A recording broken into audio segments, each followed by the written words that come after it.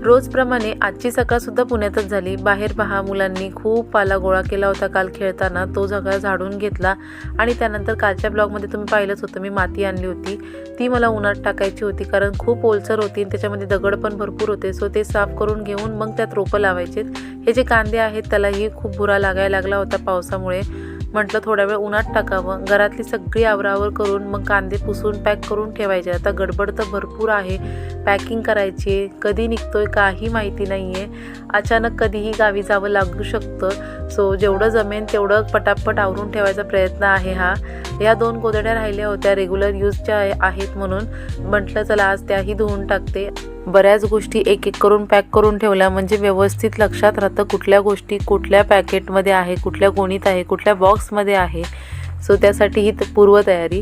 आता ही माती स्वच्छ करून घेते। तुम्ही मात्र चॅनलला सबस्क्राईब करा आणि व्हिडिओला लाईक करा। Bye bye.